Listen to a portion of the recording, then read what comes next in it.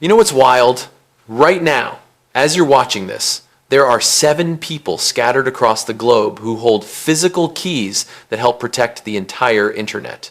Not passwords, not digital codes, actual physical keys stored in safe deposit boxes. And before you think this is some conspiracy theory, let me be clear, this is real. This is happening. These people exist.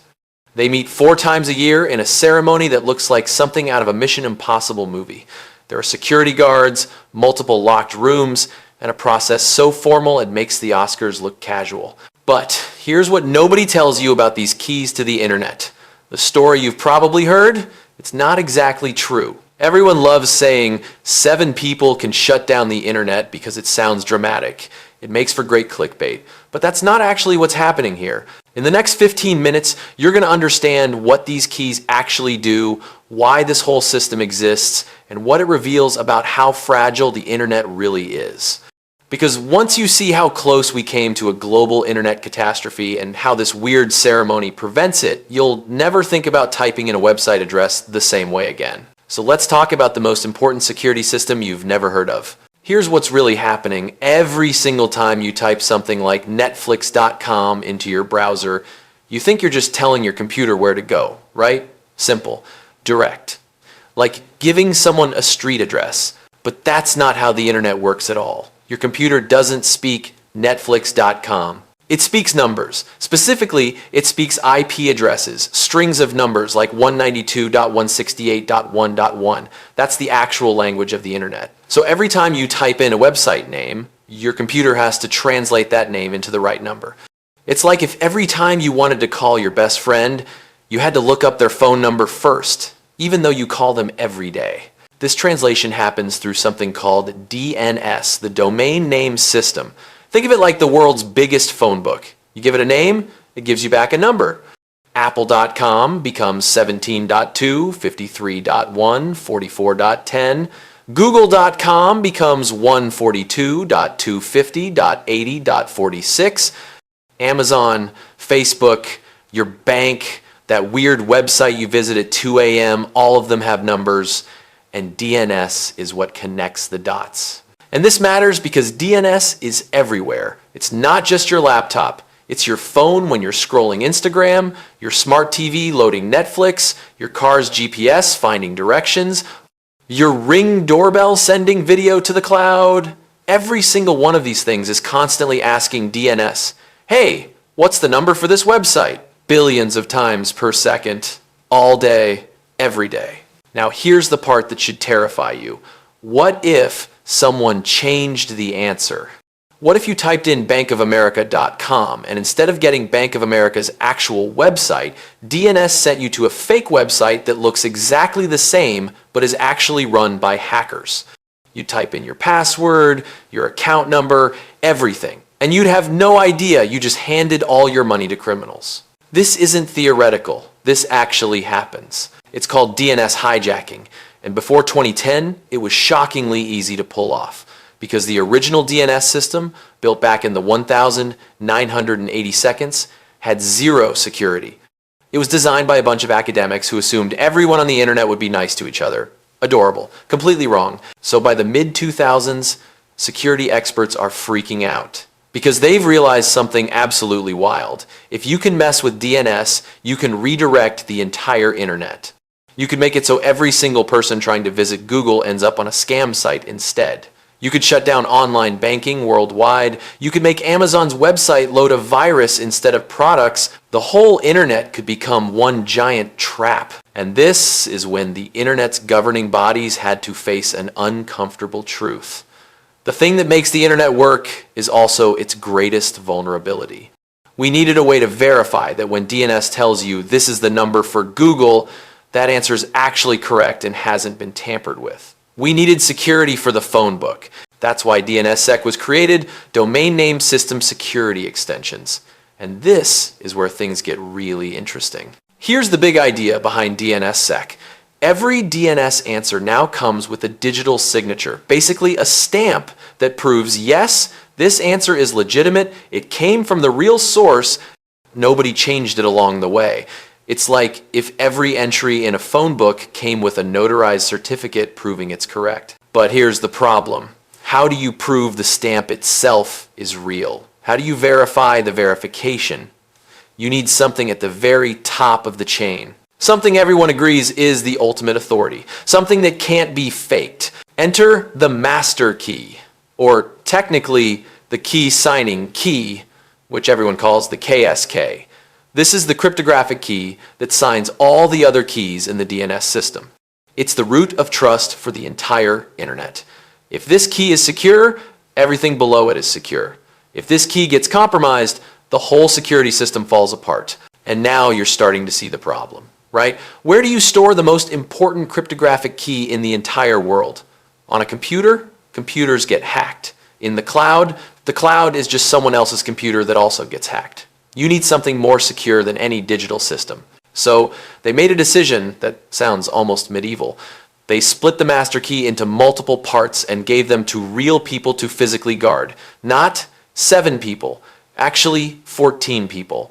7 key holders and 7 backups, spread across the United States, Burkina Faso, Trinidad and Tobago, Canada, China, the Czech Republic, and the United Kingdom. Each person has a physical key. It looks like a regular safe deposit box key and a smart card stored in a tamper-evident bag.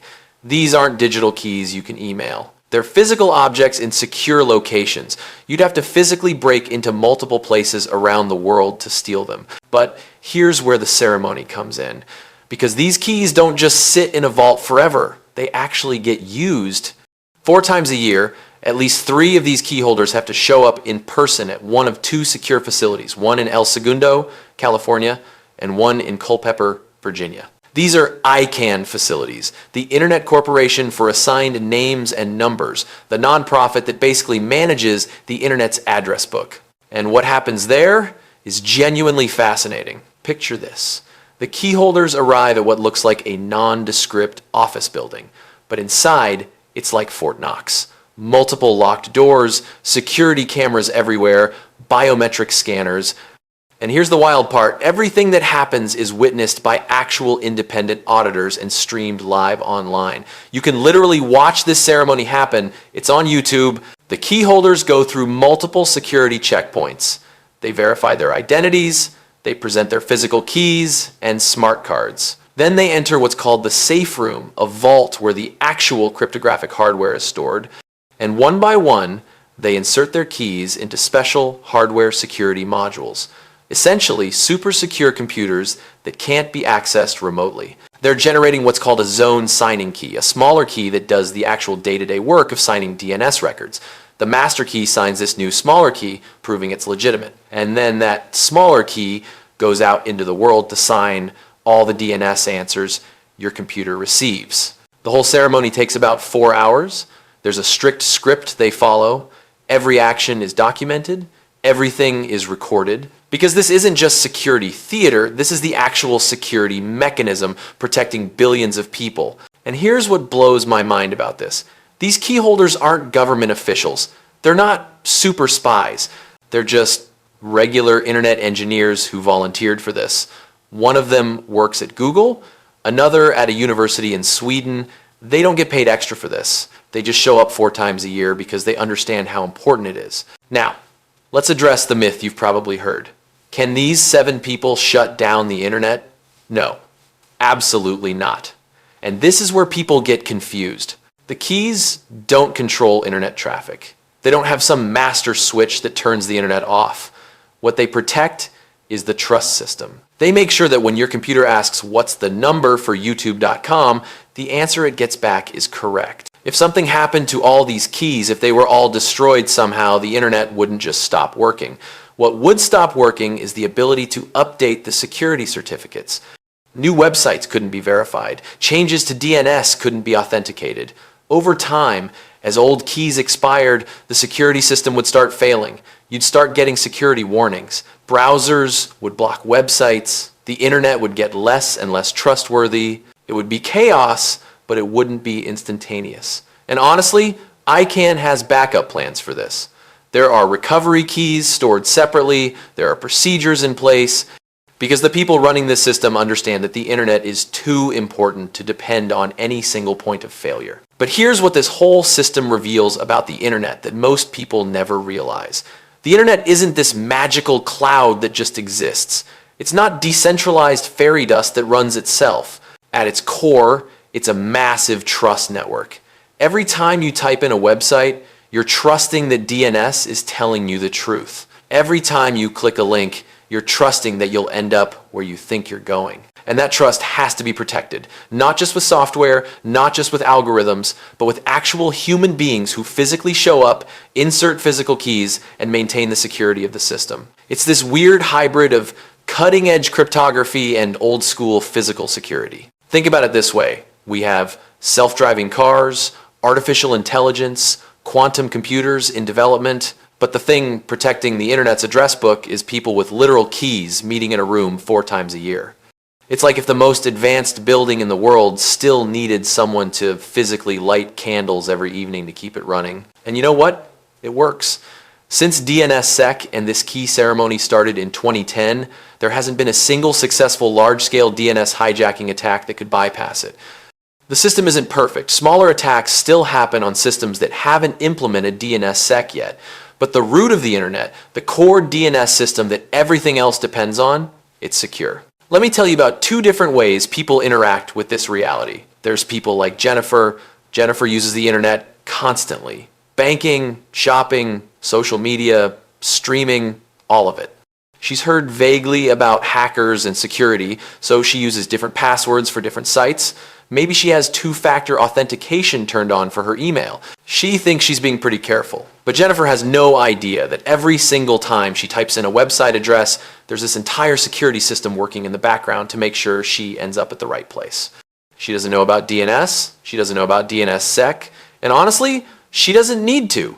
The system works invisibly. It's like how you don't need to understand how your car's anti-lock brakes work, they just prevent you from crashing. Jennifer assumes the internet is just naturally secure now. Like we figured it out, problem solved. And in a way, that's exactly what good security should feel like.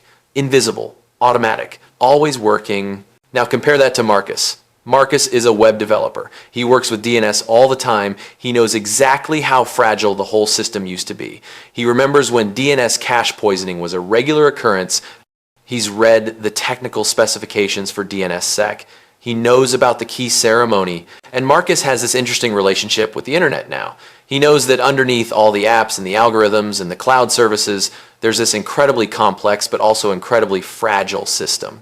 He knows that the thing preventing widespread chaos is a relatively small group of people maintaining security protocols that most of the world doesn't even know exists. So when Marcus types in a website, there's this tiny moment of appreciation, not paranoia, not fear, just awareness that the reason this all works is because people smarter than him figured out how to protect a system that was built without any security at all. Notice something interesting? Jennifer and Marcus get the exact same secure internet experience. But Marcus understands the hidden architecture. He sees the invisible scaffolding holding everything up. And that understanding changes how he thinks about internet security in general. Because here's the thing, most people don't realize. The internet isn't naturally secure. It never was. Every piece of security you experience online, the little padlock icon in your browser, the 2-factor authentication codes, the end-to-end encryption on your messages, all of that was added later, patched on top of a system that was originally designed for convenience, not security. DNSSEC and the key ceremony are just one example of this. We had to take an existing system that everyone depended on and retrofit security into it without breaking anything.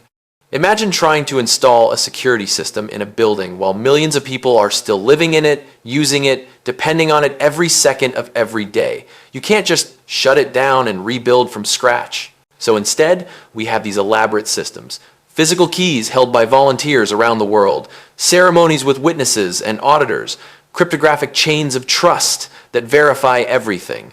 It's brilliant, it's effective, and it's also kind of absurd when you step back and look at it. This is what I call the infrastructure paradox.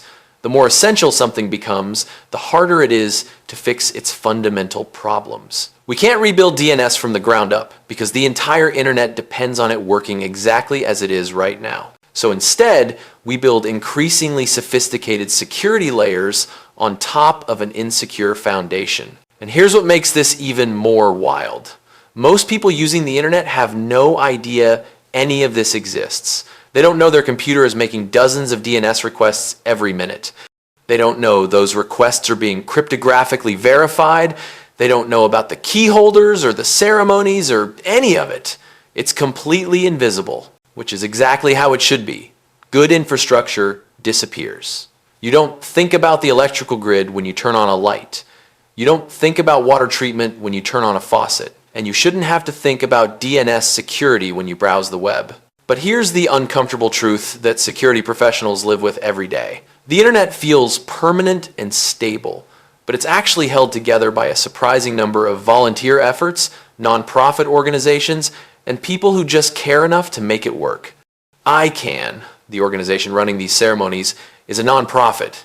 The people developing internet standards work at universities and tech companies, often contributing on their own time. There's no internet police. There's no global authority with enforcement power. It's more like a massive collaborative project where everyone agrees to follow certain rules because the alternative would be chaos. And somehow, miraculously, it works. Think about what this means. When you send an email, it bounces through multiple servers across the world, and everyone involved agrees to pass it along correctly. When you visit a website, dozens of different companies' computers coordinate to deliver the right content to you. When you make a purchase, payment systems from different banks talk to each other and trust each other's responses. The internet is basically a massive exercise in coordinated trust. And the DNS root key ceremony, that's just one visible example of the hidden systems maintaining that trust. So here's what we've uncovered. The internet isn't controlled by 7 people with keys. But those 7 people plus their 7 backups are protecting something arguably more important than control. They're protecting trust. They're maintaining the verification system that prevents the entire internet from becoming a giant scam network. They do this through a ceremony that happens 4 times a year in secure facilities, witnessed by auditors and broadcast online. They use physical keys because physical security is sometimes more reliable than digital security. They follow strict procedures because when you're protecting infrastructure that billions of people depend on, you don't improvise. And most importantly, this whole system exists because the internet was never designed to be secure. We're constantly patching vulnerabilities in a system built for open academic collaboration, trying to make it safe enough for banking and healthcare and everything else we've decided to trust it with. The keyholders aren't shutting down the internet. They're not controlling traffic. They're signing keys that verify other keys that ultimately verify the DNS answers your computer receives thousands of times a day. It's boring, it's technical, it's absolutely essential, and here's what changed for me when I learned about this. I used to think of the internet as this robust, almost invincible network, like it would just always be there, always working. But now I see it differently. The internet is more like a massive collective achievement that requires constant maintenance. The reason it feels so reliable is because thousands of people you'll never meet are doing unglamorous work to keep it secure. So next time you type in a website address and it just works instantly, correctly, securely, remember that somewhere in that process, a cryptographic key signed by people in a ceremony you've never heard of is verifying that you're going to the right place. The internet isn't magic. It's just really good engineering, combined with volunteer effort, combined with creative solutions to impossible problems. 7 people with physical keys protecting digital security? That's not a movie plot. That's just what it takes to keep the internet from falling apart. And once you see it that way, you can't unsee it.